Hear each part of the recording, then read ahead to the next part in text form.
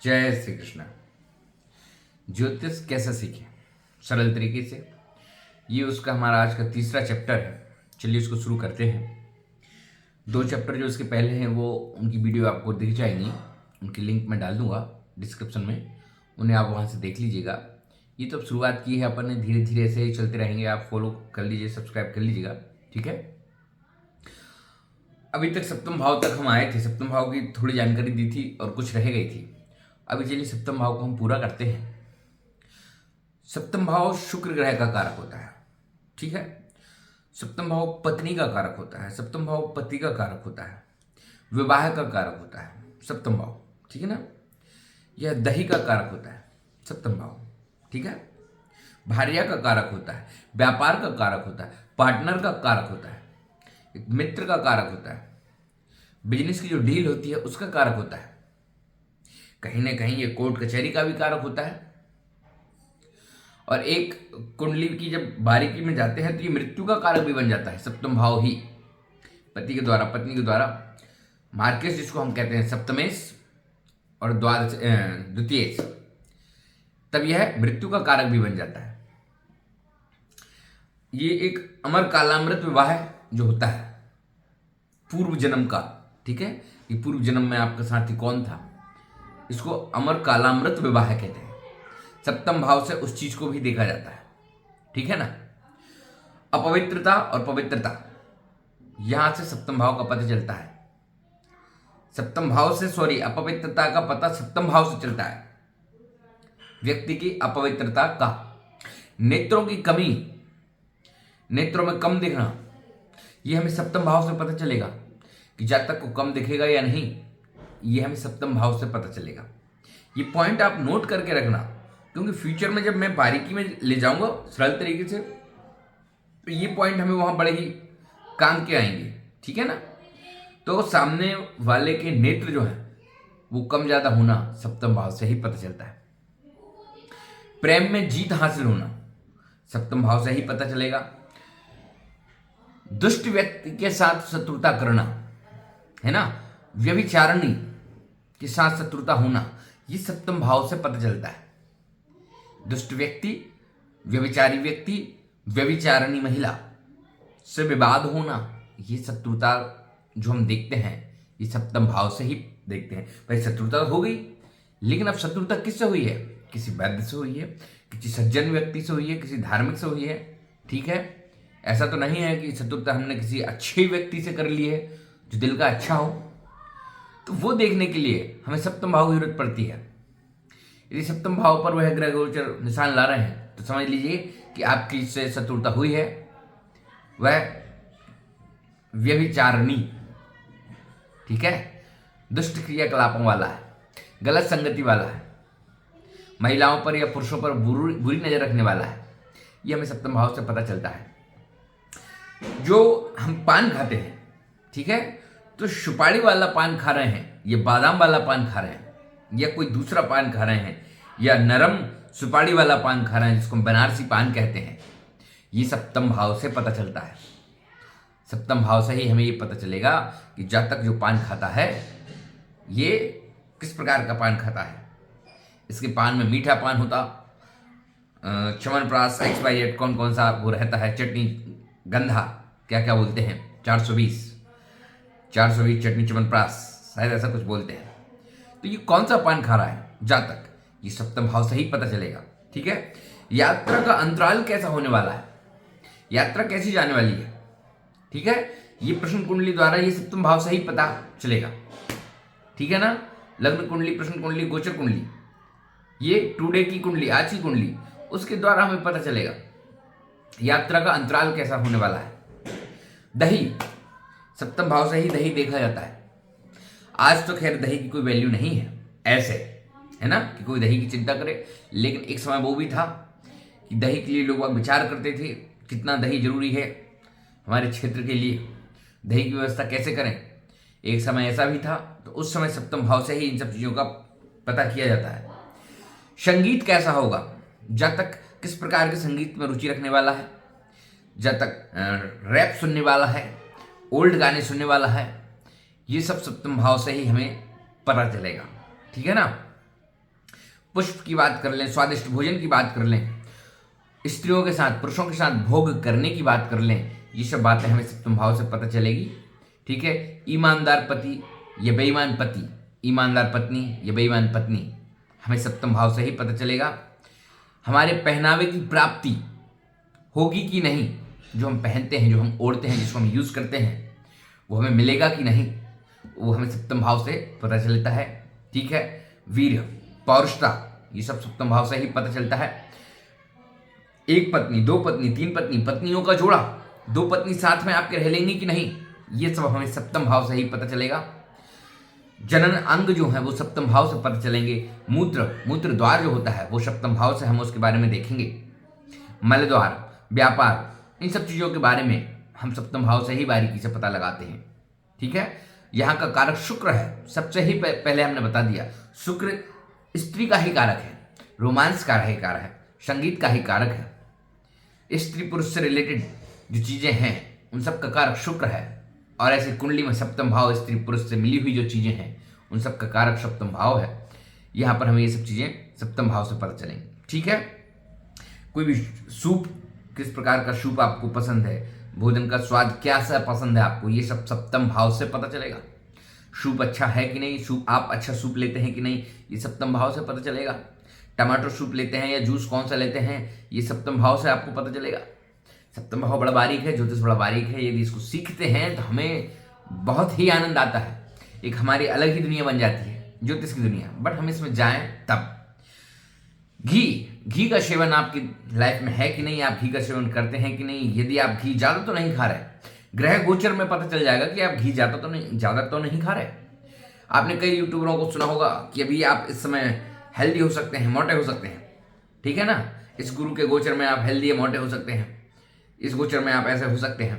तो सप्तम भाव पर यदि दृष्टि पड़ रही है तो व्यक्ति उस समय मानकर चलिए कोई ना कोई घी से रिलेटेड ऐसी चीजें खाएगा कि वह मोटा जरूर होगा। ठीक है। तो ये सब चीजें हमें सप्तम भाव से देखने पता चलती हैं। सप्तम भाव और छठवें भाव का बड़ा ही जोड़ा रहता है। देखिए, जो भाव रहते हैं इनमें एक बात आप जरूर ध्यान रखना। हम मान के चलिए अभी सप्तम भाव की बात कर रहे हैं, तो सप्तम भाव का जो फलादेश है वो एक भाव आगे और एक भाव पीछे जुड़कर चलेगा, आगे पीछे नहीं। ठीक है ना। मतलब ये नहीं कि सप्तम से आठवां देख लो, छठवां देख लो, वो तो देखना ही है, लेकिन जो छठवें भाव में है उसका रिजल्ट सप्तम में जरूर आएगा, और जो सप्तम में आ गया है यानी उसका अष्टम में कुछ ना कुछ मिलने वाला है। ये हमें प्रेडिक्शन सदैव ध्यान रखना चाहिए। मान कर चलिए किसी का गुरु छठवें भाव में गोचर कर रहा है तो उसका असर है ना सप्तम भाव पर आएगा। ठीक है। सप्तम भाव पर किसी व्यक्ति का पेट के एरिया का वगैरह ये सब विशाल हो सकता है। ये सब हमें ध्यान रखना होगा। ये सब चीजों को, शत्रु पर जीत होगी कि नहीं, ये भी हम सप्तम भाव से ही पता करेंगे। ठीक है।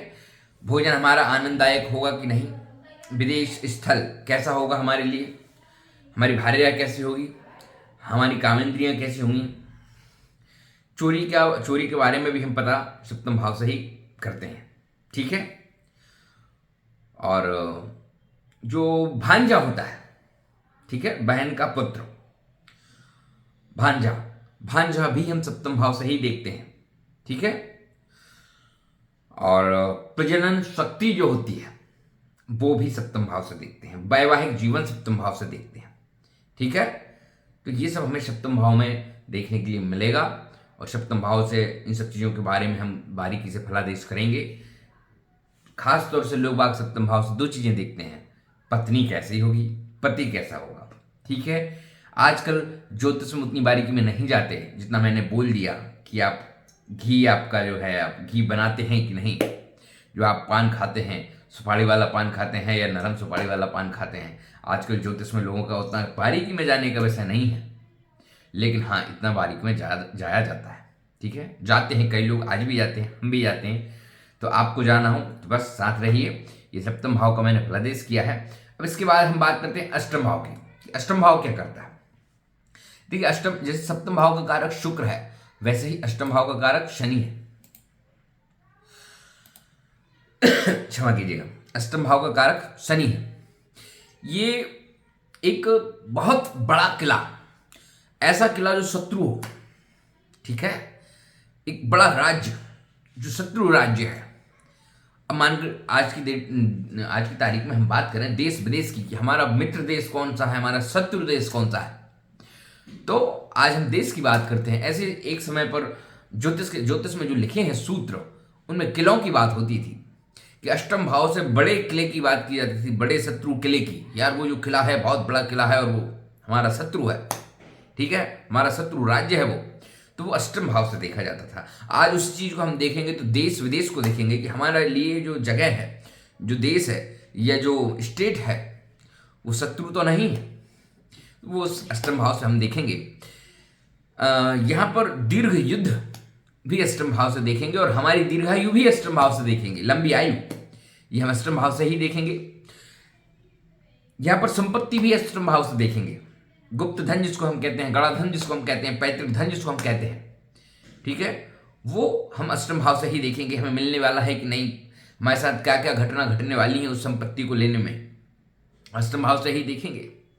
और जादू टोना टोटका, भोजन के लिए जब तक कुछ संघर्ष करना पड़ेगा कि नहीं, ठीक है ना, ये हम अष्टम भाव से देखेंगे कि भोजन के लिए जब तक को कितना संघर्ष करना पड़ेगा।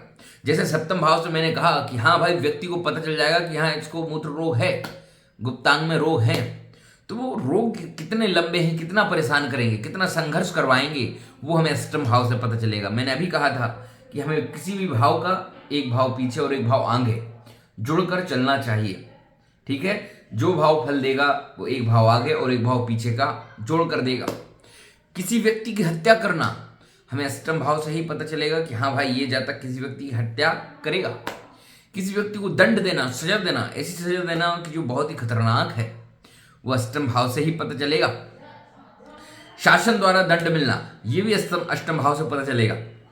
दुष्कर्म करना अष्टम भाव से पता चलेगा। ऋण चुकाना अष्टम भाव से पता चलेगा। धन की क्षति होना अष्टम भाव से पता चलेगा, ठीक है। आपत्ति आना ये अष्टम भाव से पता चलेगा। कोई अपने भाई का शत्रु है, आपके भाई का कोई शत्रु है, तो वह अष्टम भाव से पता चलेगा।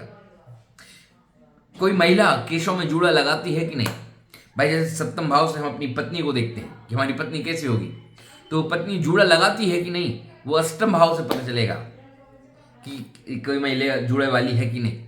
ये महिला जूड़ा लगाती है, वो अष्टम भाव से पता चलेगा, ठीक है, महिला का जूड़ा।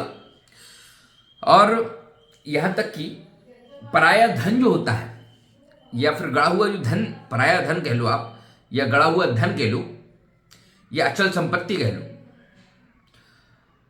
ये दुष्ट व्यक्तियों का द्वारा छीनी जाने वाली है। और जो पराया धन है, हम उसको छीनने वाले हैं क्या? जातक पराया धन छीनेगा क्या, पराया धन यूज करेगा क्या, उपयोग में लाएगा क्या, ये अष्टम भाव से पता चलेगा। और आपका जो धन है वो कोई व्यक्ति पराया ले जाएगा क्या, ये अष्टम भाव से पता चलेगा, ठीक है। दुष्ट व्यक्तियों के साथ मिलना अष्टम भाव से पता चलता है। दुष्ट व्यक्तियों के साथ मिलकर दुष्कर्म करना अष्टम भाव से पता चलता है। अष्टम भाव बहुत ही गहरा भाव है, रिसर्च का भाव है। अष्टम भाव में यदि कुछ ग्रह बैठ जाएं तो व्यक्ति के इंट्यूशन पावर इतने स्ट्रांग हो जाते हैं कि वो जो सोचता है वो होकर रहता है, ठीक है। या आप ऐसा कह लो कि जो घटने वाला है, जो घटित होने वाला है, वो उसके माइंड में पहले ही आ जाता है। अष्टम भाव इंट्यूशन पावर के लिए बहुत स्ट्रांग होता है। क्रूर कर्मों में ज्यादा संघर्ष या कम संघर्ष अष्टम भाव से ही पता चलेगा, ठीक है। एक बड़ी भयंकर पीड़ा, बड़ा भयंकर कष्ट, सूल चुभना या पाइल्स जैसी बीमारी, बवासीर जिसे हम कहते हैं, ये भी अष्टम भाव से ही पता चलेगी। मानसिक चिंता, मिर्गी का रोग, ये सब हमें अष्टम भाव से पता चलेगा। रोग तो छठवें भाव का पता चल गया कि हाँ भाई इसको मिर्गी का रोग है, लेकिन वो कितना लंबा है, कब तक रहेगा, ठीक है, वो अष्टम भाव से पता चलेगा। ये मिटेगा कि नहीं, वो अष्टम भाव से पता चलेगा, ठीक है।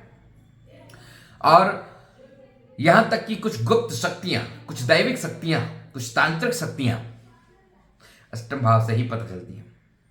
जैसा मैंने इंट्यूशन पावर कहा, ऐसे कई प्रकार, कुंडलिनी जागरण करना कई लोग करते हैं, अष्टम भाव से ही होती है, अष्टम भाव से ही उनका पता चलेगा।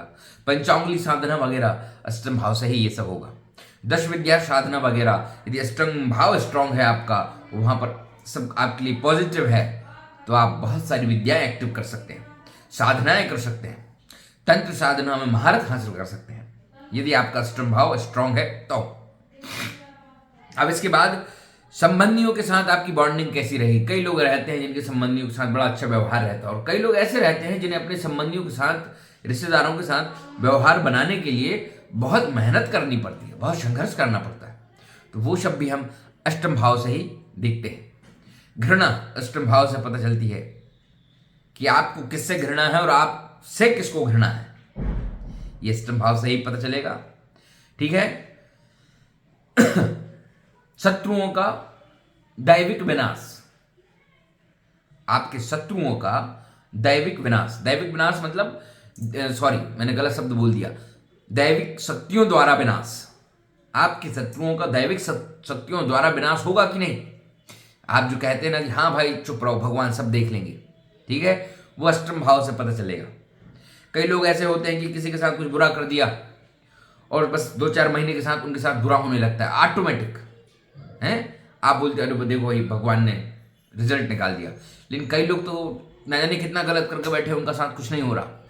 तो ये अष्टम भाव से ही पता चलेगा कि दैविक शक्तियों द्वारा आपका कुछ होना है कि नहीं, अभी प्रेजेंट में, गोचर में, दशा में, महादशा में, है ना, अंतरदशा में, प्रत्यंतर दशा में।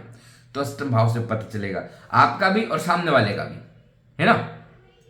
नदी पार करना, ठीक है, पुल पार करना,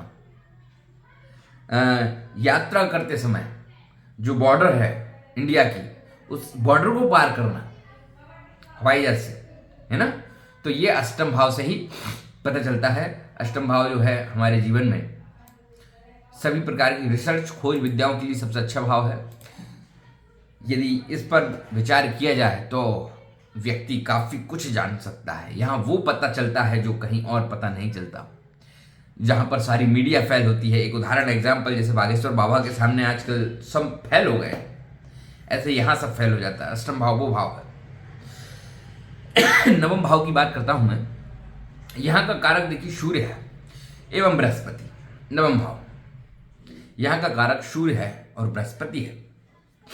यहां भाई का भाई, ठीक है, सॉरी भाई का भाई बोल दिया मैंने, भार्या का भाई मतलब आपका शाला, तीर्थ यात्रा, ठीक है, तीर्थ यात्रा ये यहां से देखा जाता है। धर्म यहां से देखा जाता है कि आप यहां से कितना धर्म करेंगे, आप धार्मिक प्रवृत्ति के होंगे कि नहीं, आप धर्म पर विश्वास करेंगे कि नहीं, आप विश्वास करने में अंधविश्वासी तो नहीं है, ठीक है, किस हद तक आप धर्म पर विश्वास करेंगे ये यहां से पता चलेगा।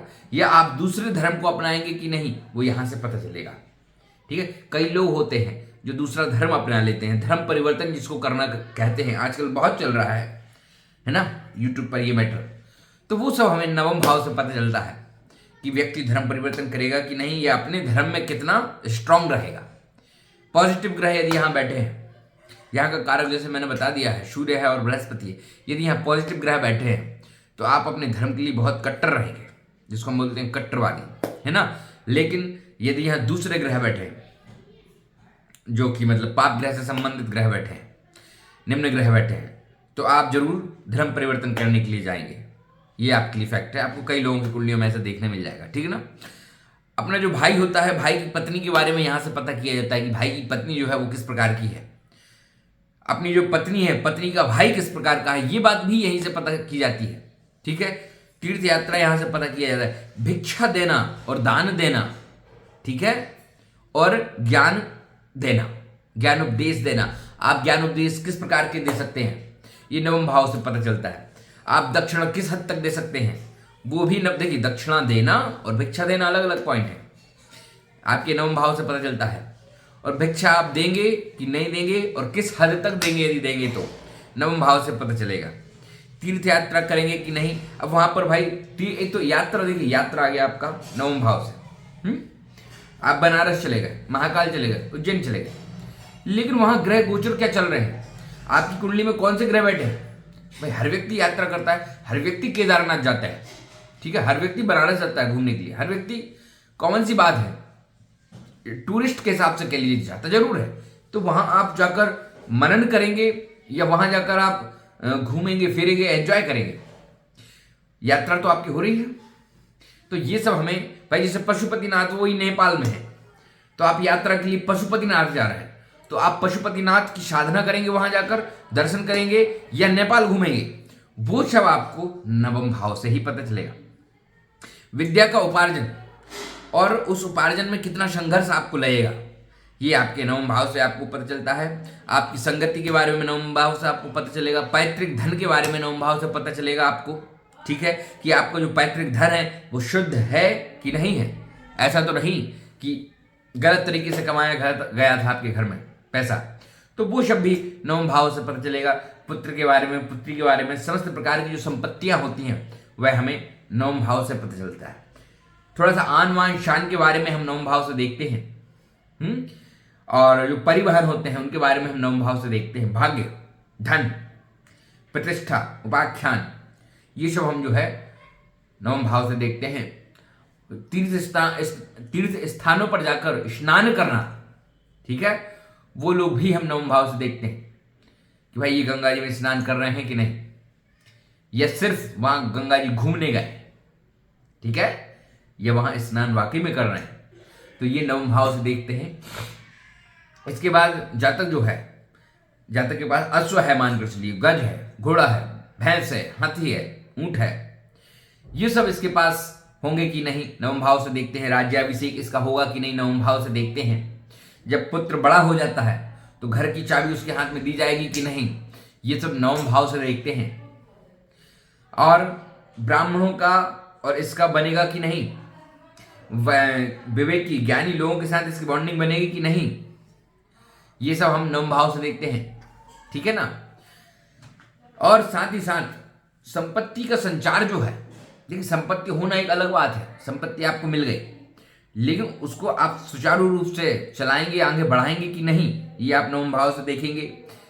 साथ ही साथ जल जो होता है, कुएं, तालाब जो होते हैं, झीलें जो होती हैं, इनको आप बराबर मेंटेनेंस करके रखेंगे कि नहीं, ये नवम भाव से। जो किसान लोग होते हैं जब वो पूछते हैं तो ये उनका मैटर है ना, कि भाई हम बोर करवा रहे हैं, पानी निकलवा रहे हैं, मल्टी के लिए पानी, तो यहाँ पर सक्सेस होगा कि नहीं, वो हम नवम भाव से देखेंगे कि हाँ भाई यहाँ का पानी सक्सेस रहेगा।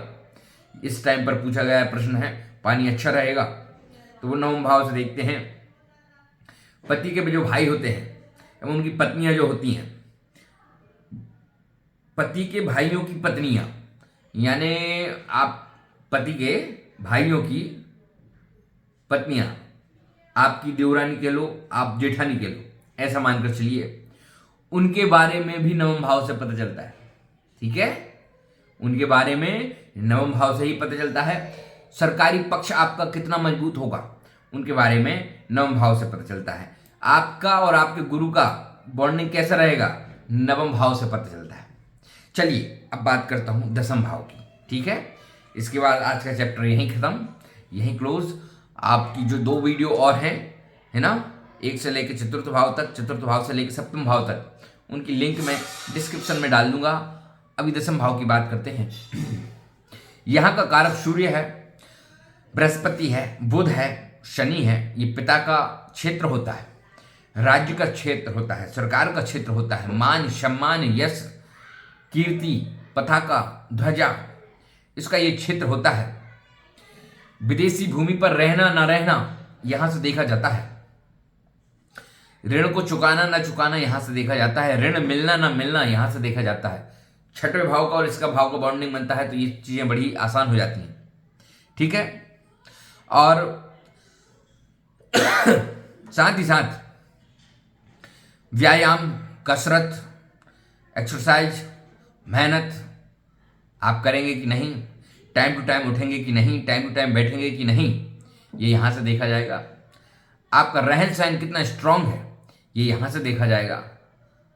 आप जो है अपने कार्य करने के लिए कितने एक्टिव रहते हैं। कहते हैं ना कि भाई कई लोग भैया दिन में 22 घंटे काम करते हैं, कई लोग दिन में 20 घंटे काम करते हैं। भाई गांधी जी कहा था 2 घंटे सोते थे। तो इस प्रकार की जो बातें हैं वो हम दसम भाव से देखेंगे कि व्यक्ति जो है यहाँ कितना एक्टिव रहता है और उसके कार्य जो हैं कितने प्रशंसनीय हैं, कितने प्रशंसनीय नहीं हैं।